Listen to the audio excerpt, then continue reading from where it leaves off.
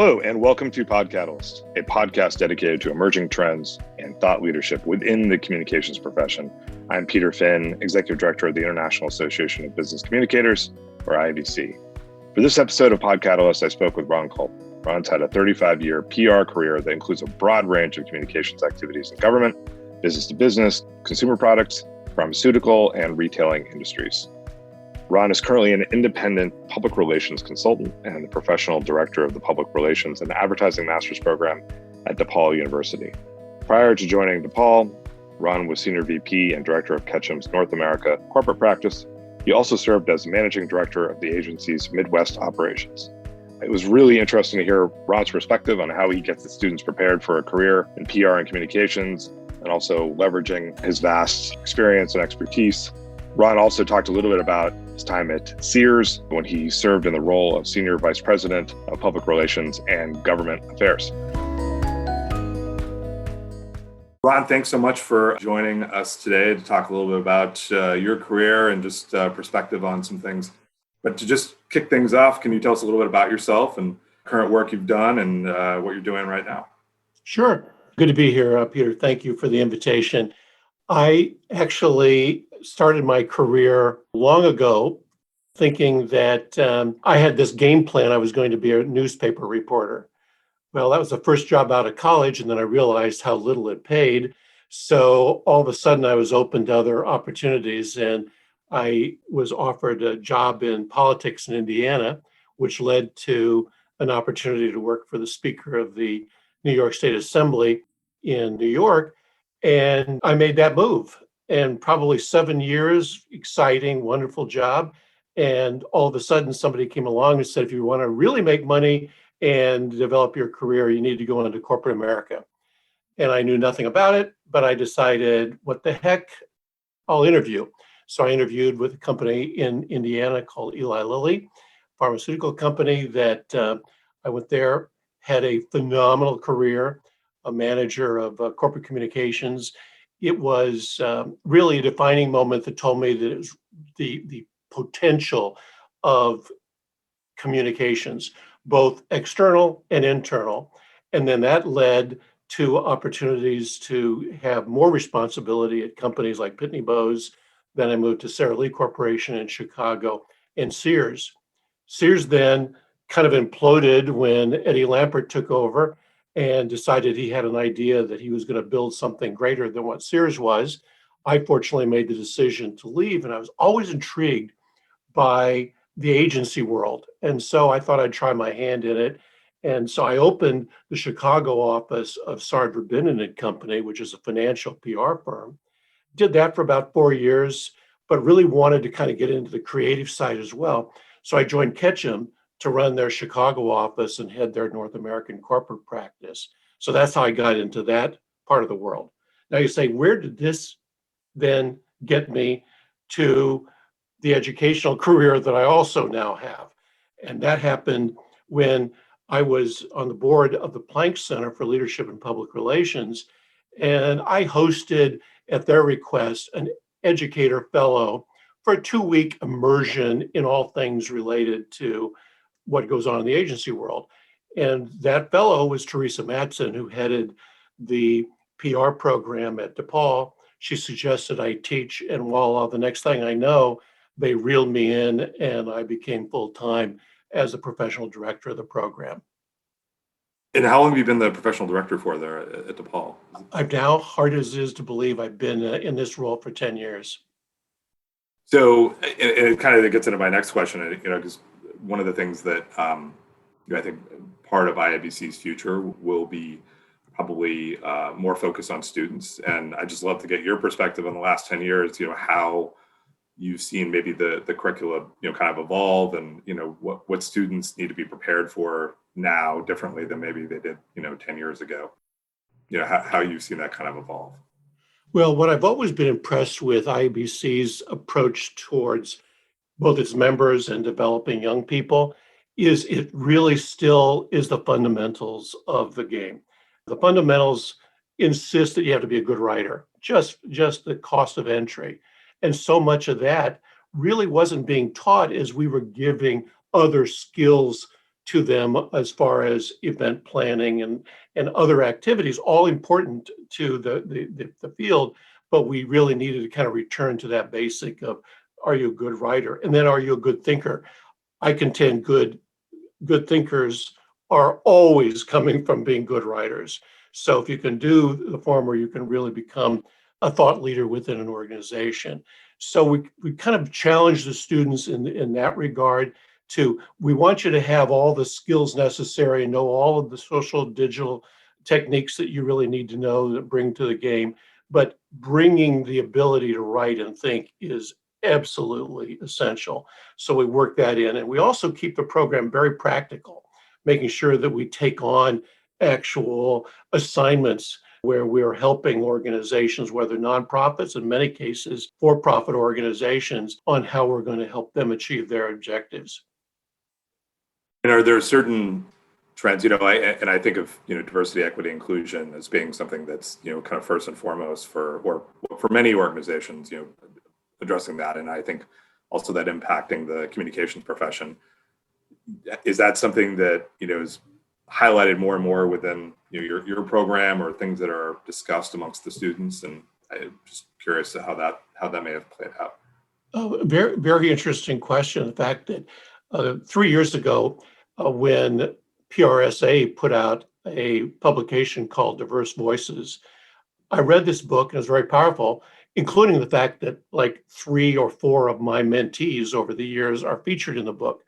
So I thought about it, and I decided to take that book and use it as a textbook and create a class around diversity, equity, inclusion. And it turns out that it exceeded our expectations. The students are signing up. The class is always full. And what heartens me, it's just not the normal suspects. It's people who you would look at and say, hey, I didn't expect to see a class dominated by white students.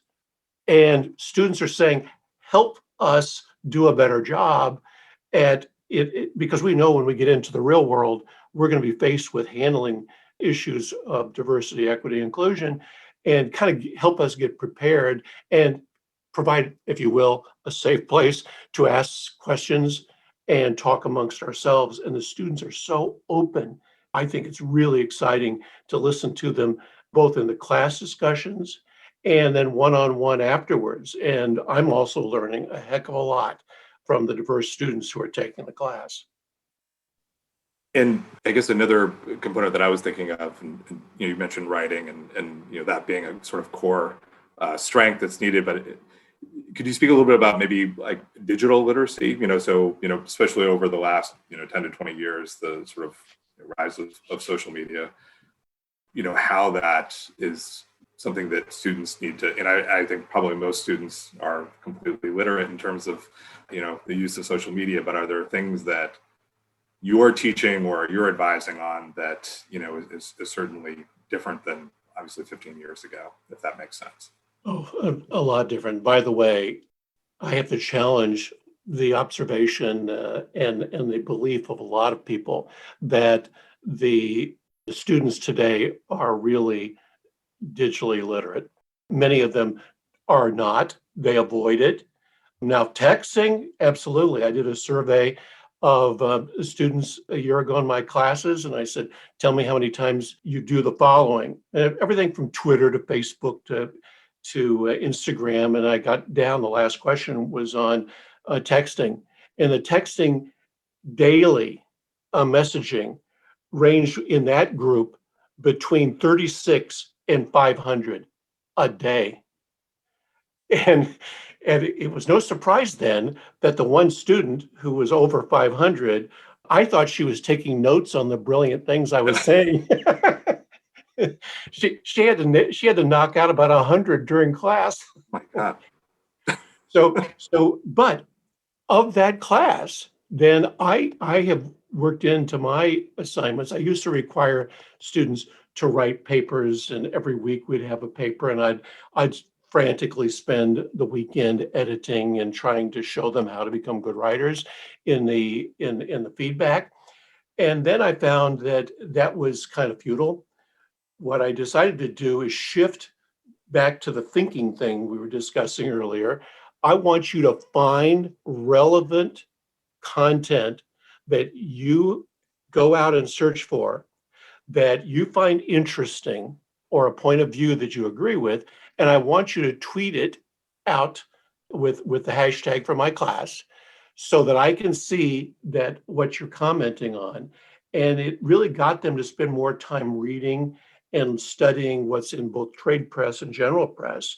And the engagement then in discussions within the class, because I'd say, what did you find today, Peter, that you found interesting? I saw something that I think the class would be interested in. So I get them engaging around things they think are important.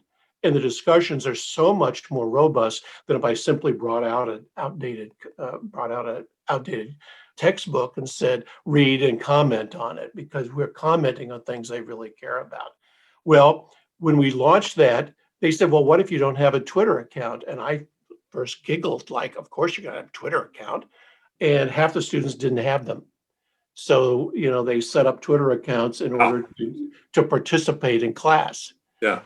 And now one of those, my ultimate accomplishment is one of the students that didn't have a Twitter account then, she is tweeting her brains out today with content and created a real presence. You know what got her there? She heard another student talk about the fact he landed a job through Twitter. He commented on the head of a major agency's tweets. The head of that major agency called me to see, is this student for real? We're looking for social media savvy young person. And I said, absolutely, one of the premier students as far as understanding and being able to handle all platforms. Person got a job, career's taken off, now VP at an agency. Wow. And you speak about, we talk about tweeting, but we know that that's been the culprit of some disinformation over the last few years. What's your perspective on that? How we can bring trust and back into some of these communications, and maybe some things that you advise your students on. The key is that we try to get them to make sure that if you see something that sounds too good to be true or too awful to be true, it probably isn't true. And so consider sources, make sure that you get some validation. And we're all guilty of that. If I read something that I really want to believe, I believe it. And I find myself spending a lot of time on Snopes and other platforms saying, is this true? And so getting them to question it, and please do so before posting.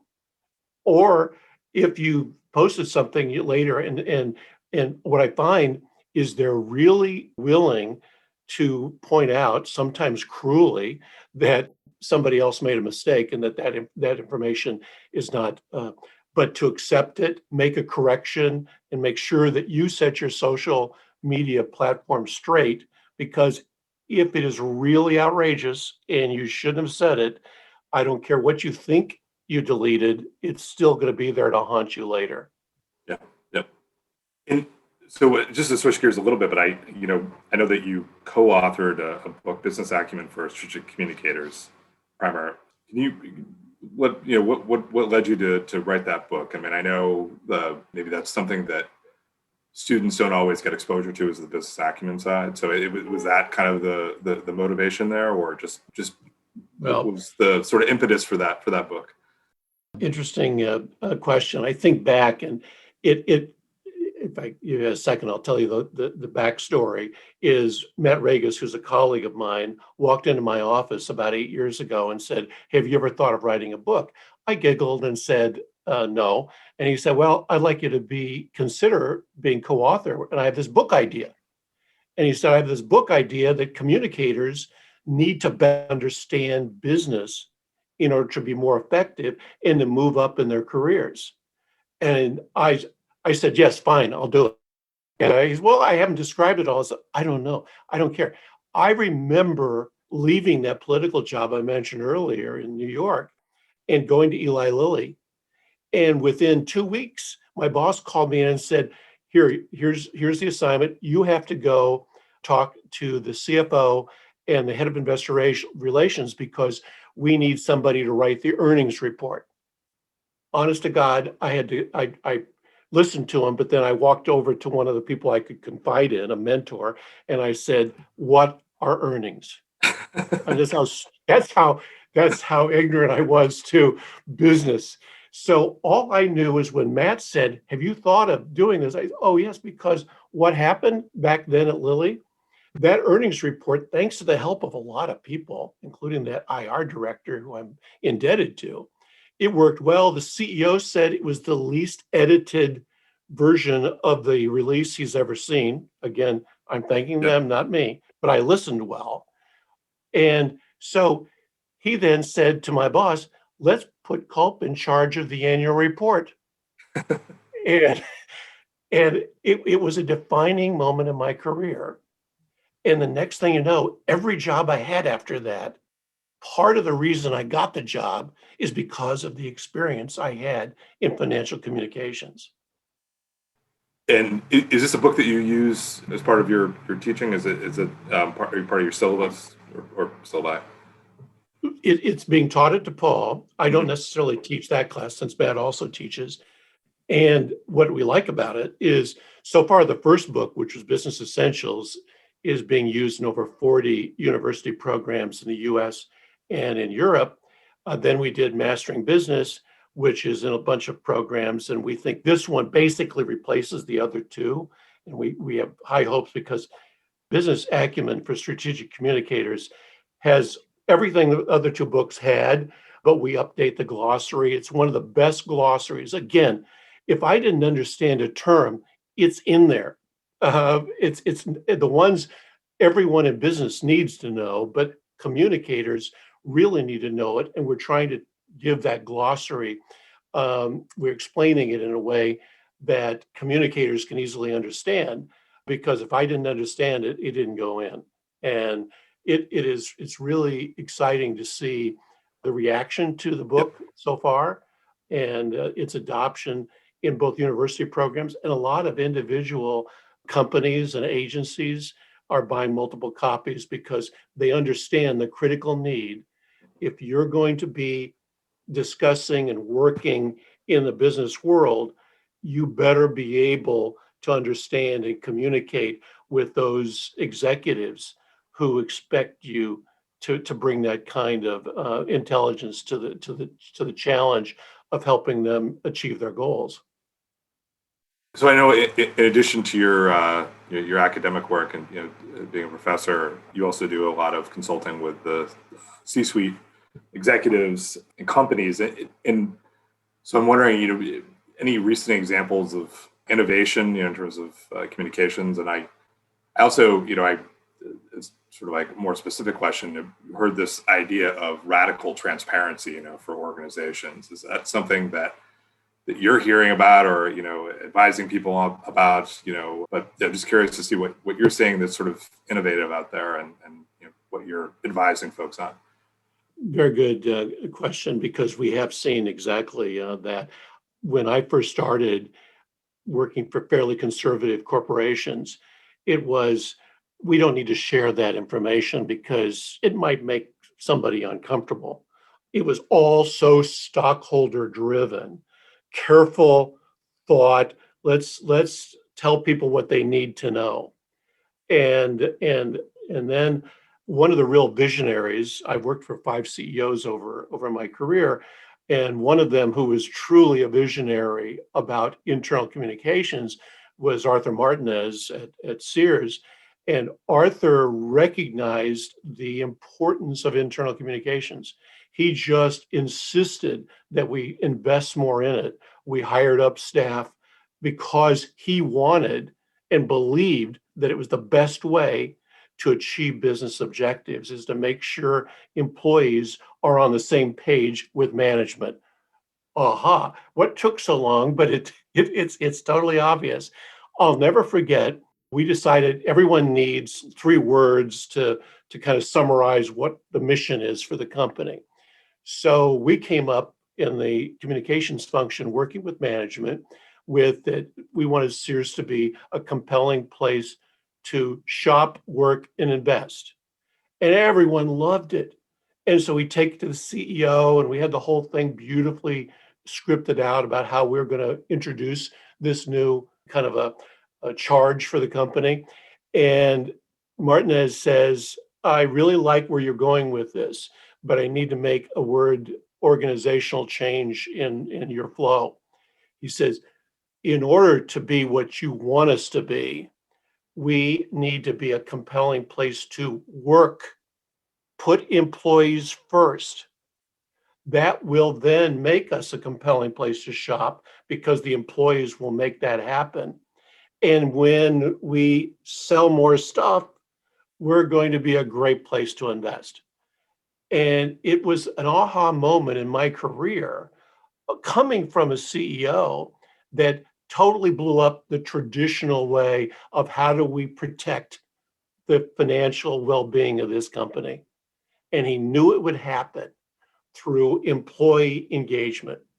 And today, that's all I preach. And I try to get young people to consider employee communications, those who are really committed to doing consumer, work and events and sports and all the other things. Noble, fun things to do. But if you're really going to make fundamental change happen in organizations, it's going to come through internal communications. And I would think that there's probably more, and I could be wrong, but I mean, just given the last year that we've had, the power and value of internal communications has to be at an all-time high. I mean, to be able to, I mean, people are going through a whole number of things that we've never had to go through before, given the pandemic. And so I don't know if that's something also that kind of comes up in, and whether you're advising or with your students, but, how that's kind of changed, the dynamic for internal communications and employee engagement, because that's what, it really boils down to. Well, I can tell you that the demand for talent in this space has never been higher. We've been tracking the recruiter calls and the searches that these are now for people with 3 to 5 years experience. And right now, 4 out of 10 of the calls are internal related searches, and 3 are financial related services. It is really where the attention is today. It far strips the others because they want somebody to hit the ground running right now with that kind of experience. So I'm telling students, advising them that you really should consider, if you want to make change happen in an organization, is bring on more experience and courses that work to your advantage on being able to communicate in an internal environment, and you're going to be golden. I mean, it is the people who are even now moving into senior jobs, they've all had robust careers of internal, and it is. I think it's a big plus for young people considering a career in communications. And that's great. Thank you, Ron. And I just have one more question. It's something we always, ask on this podcast. And I think before we started the recording of the podcast, we would chat a little bit, and you said that you're an eternal optimist. So this should be an easy question. But what gets you up in the morning? Well, strange as it may sound, but I haven't needed to set an alarm in the past 20 years. And I wake up every morning, I grind some fresh coffee, beans. It has to be beans that you grind. And I'm still looking for the perfect roast. And it's been a long time that I've been doing this. I read 3 newspapers. I look forward to still reading newspapers. I admit now that my wife insists on print editions, but I'm only reading online because I can read more faster. And check my emails and social media posts. I can't wait to do that. I can't wait to see whose birthday is on Facebook so I can send them a note. And I also want to see what happened since I went to bed. I watched Jimmy Kimmel and Stephen Colbert's monologues. I can't make it through the rest of the show. Check my email and I go to sleep. And then it's like, what's happened in those 7 hours since that happened? And it's always something interesting. I can't wait to see what the day is going to hold. Well, thanks, Ron. I really appreciate your time. And this has been, I've learned a lot. So thank you and appreciate it. Thanks for inviting me. Really fun to be with you today.